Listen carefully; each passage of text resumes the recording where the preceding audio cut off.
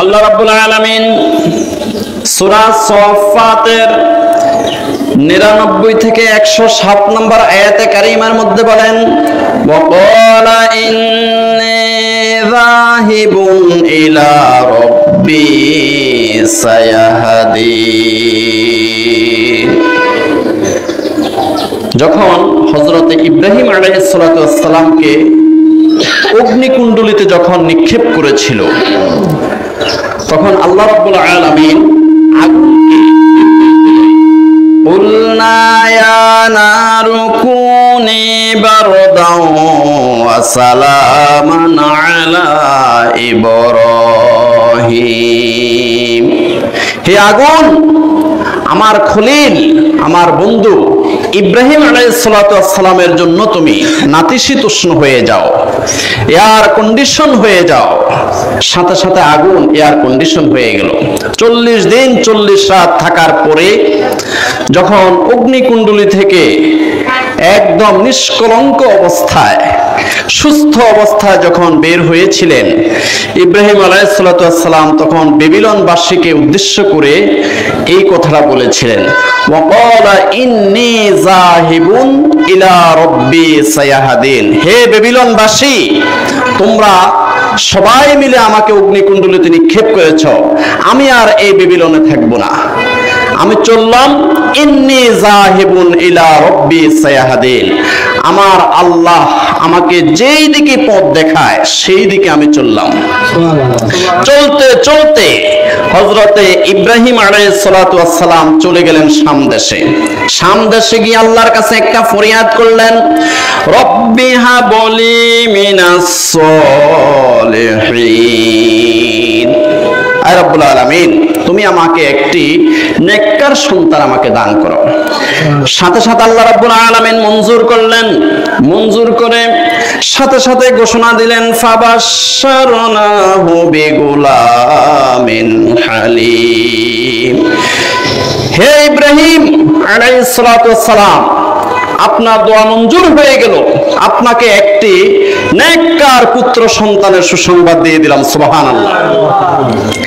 فلما بلغ معه السعي قال يا بني إني أرى في المنام أني أذبحك فانظر ماذا ترى।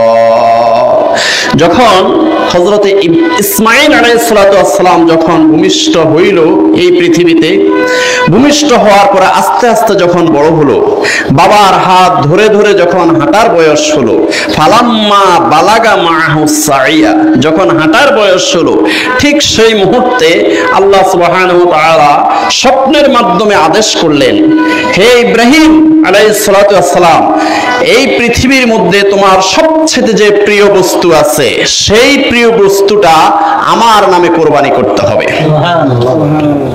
এখন প্রায় 100 বছর বয়স, এই 100 বছর বয়সে যে পুত্রটা আল্লাহর পক্ষ থেকে পেয়েছিলেন হযরত ইসমাঈল আলাইহিস সালাতু ওয়াস সালামকে, ইব্রাহিম আলাইহিস সালাতু ওয়াস সালাম সবচেয়ে বেশি ভালোবাসতেন। তো এখন সরাসরি হযরতে ইব্রাহিম আলাইহিস সালাতু ওয়াস সালাম পুত্র ইসমাঈল আলাইহিস সালাতু ওয়াস সালামকে বললেন, হে আমার বৎস, হে আমার কলিজার টুকরা ইসমাঈল আলাইহিস সালাতু ওয়াস সালাম, আমি আল্লাহর পক্ষ থেকে আদিষ্ট হয়েছে সবচেয়ে প্রিয় বস্তুটা আল্লাহর রাস্তায় কোরবানি করব। এখন আমি তো তোমাকে সবচেয়ে বেশি ভালোবাসি, এখন আমি তোমাকে কোরবানি করতে চাই, মাজা তারা, এখন তোমার মতামত কি, এখন তোমার অভিমত কি? তখন ইসমাঈল আলাইহিস সালাতু ওয়াস সালাম কি বললেন? قال يا أبت فعل ما تؤمر ستجدني إن شاء الله من الصابرين।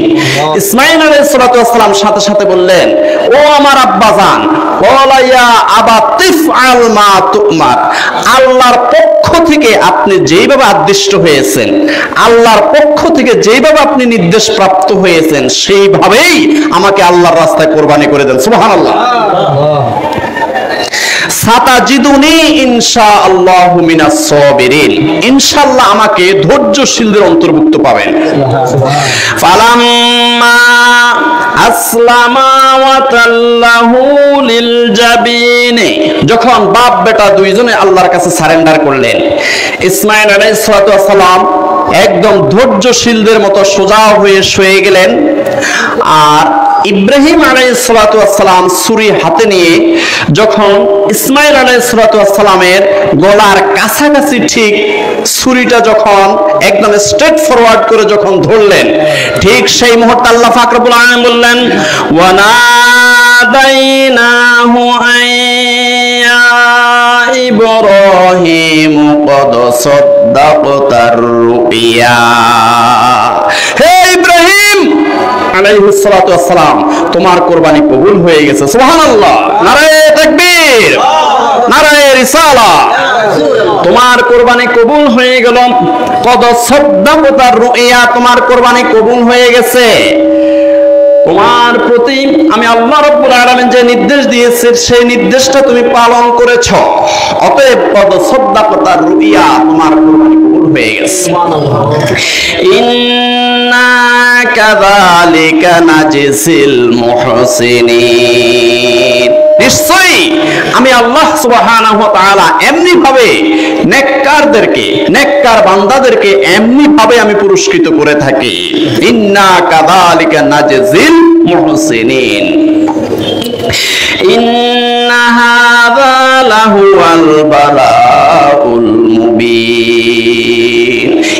ইব্রাহিম আলাইহিস সালাতু ওয়াস সালামকে যতগুলো পরীক্ষা করা হয়েছে, যেমন অগ্নিকুণ্ডলিতে নিক্ষেপ, খতনা করা, পুত্র ইসমাঈল আলাইহিস সালাতু ওয়াস সালামকে সহ স্ত্রী হাজেরা আলাইহাস সালামকে একদম নির্জন মরু অঞ্চলে রেখে আসা, এগুলো হলো পরীক্ষা। এই সমস্ত পরীক্ষার মধ্যে সবচেয়ে বড় পরীক্ষা হলো যে পুত্রকে আল্লাহর রাস্তায় কোরবানি করা।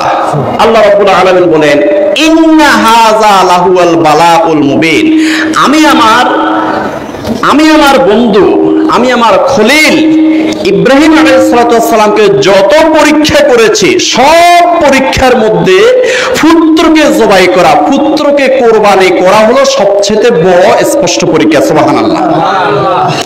ওয়া ফাদাইনাহু বিযিবহিন আযীম, আর আমি আল্লাহ কি করলাম যে একটি মহান কোরবানির মাধ্যমে, মহান কোরবানি অর্থাৎ একটি পশুর বিনিময়ে, একটি দুম্বা, একটি বকরির বিনিময়ে আমি আল্লাহ সুবহানাহু ওয়া তাআলা এই ইসমাঈল আলাইহিস সালাতু ওয়াস সালামকে মুক্ত করে দিলাম। সুবহানাল্লাহ।